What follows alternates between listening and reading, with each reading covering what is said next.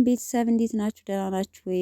በጣም ደህና ነኝ እግዚአብሔር ይመስገን። ባላችሁበት ሰላማችሁ ብዝት ይበልኝ። ቤተሰብ አንዳንድ ነገር አይቼ ብቅ ብያለሁ። በነገራችን ላይ ይታደሉታል እንጂ አይታገሉትም የሚባል አባባል አለ። በዛ 100% አምናለሁ እውነት ለመናገር ማለት ነው። እና አንዳንዴ መታደል ነው በቃ ግንባራችሁ ምንም ማድረግ አይቻልም። ማለት ከመቶ የተወሰነ ፐርሰንት ብትጠሏትም የሚወዷት ደግሞ ሺ ናቸው ማለት ነው። ሺ ናቸው።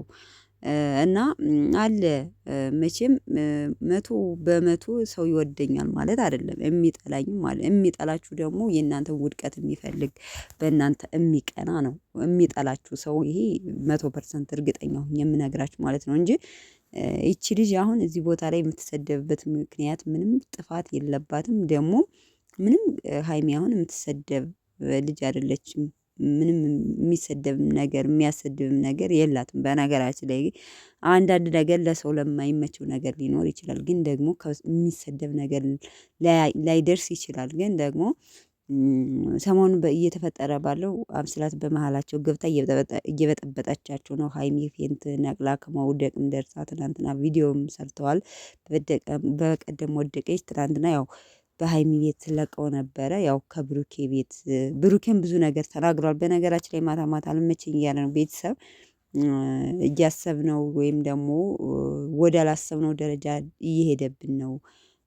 እና ሀይሚ ግን አሁን በጣም ሰላም ነች፣ ነቅታለች። እና ያለው ነገር ግን እንደዚህ ይሆናል ብዬ አልገመትኩም እያለ ብሩኬ ብዙ ነገር አጫውቶናል። እንኳንም ደህና ሆነችልን። በጥቅሉ ሀይሚ ዋናው ደህና መሆኗ ነው የሚፈልገው አይደል እንዴ?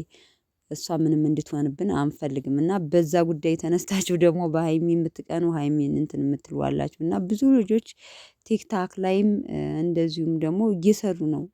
ብዙዎቻችሁ በጣም ታለቅሳላችሁ። በነገራችን ላይ ሀይሚ የሆነ ነገር ሲገጥማት ምክንያቱም በጣም ስለምታሳዝን ማለት ነው። እና ብዙ እህቶቼ መልእክት እየጻፉላት ሼር እያደረጉላት ነው ለሀይሚ ማለት ነው። እና እውነት ትለያላችሁ። በየቦታው ሀይሚ ሀይሚ የምትሉት ሰው ስለሚወዳት ለመናገር እና ሀይሚ ብላችሁ ሰርች ብታረጉ ስለሱ የሚባለውን ነገር መስማት ትችላላችሁ። እና ግርም ነው የሚላችሁ ማለት ነው። እና አንዳንዴ የሰው መውደድ ስጠኝ የሚባለው ለካ እውነት ነው። እና ለማንኛውም እንትን ብትሉ እሷን መሆን አትችሉም ሲጀመር ማለት ነው። ልንገራችሁ ከምር ማለት ነው። እና ብሩኬን የምትወዱ ሰዎች ናቸው እሷን የምትጠሉት በነገራችን ላይ እንጂ ከዛ ውጭ ሀይሚን የሚጠላ ሰው አለ ብዬ አላስብም። ለማንኛውም ቤተሰብ ዋናው ቅመሟ ደህና ትሆንልን። እኔ ግን ቅመሟ ምንም አልሆነችም፣ ምክንያቱም ስራ እየሰሩ ነው ብዬ ነው የማስበው።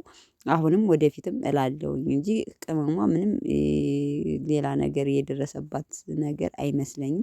ለማንኛውም ቤተሰብ ይመቻችሁ። ትንሽ ማታ ማታ አልመች እያለ ለማታ ማታ ወዲያው ለመስራት አስተያየት ለመስጠት አልተመቸኝም።